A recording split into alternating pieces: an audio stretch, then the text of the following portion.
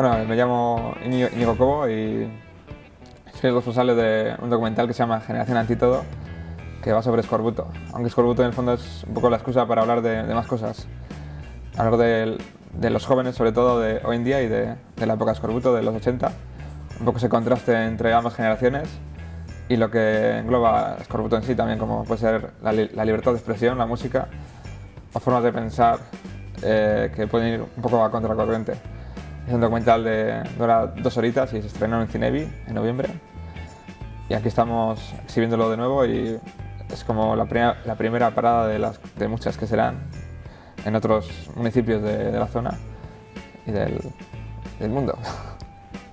Como dice el mismo nombre de la sala, es polivalente, es decir, puedes quitar todas las sillas, hacer lo que quieras. Yo creo que cualquier tipo de propuesta tiene su cabida aquí.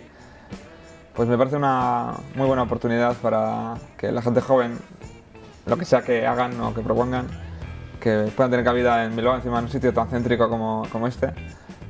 Y eso, y dejar que de una forma tan sencilla que la gente exponga lo que quiera. Sí, una muy buena oportunidad. Yo creo que eso, tanto el lugar, que es un espacio, yo creo que el espacio tiene mucho encanto de por sí, viste mucho todo lo que se haga, está en el centro de Bilbao, prácticamente, y es muy accesible para todo el mundo. Y es una forma de eso, de que hacerse ver lo que sea. Me parece muy positivo este tipo de iniciativas. Sí, para la próxima cosa que haga, si se mantiene el programa, que espero que lo haga, habrá que buscar excusas para volver.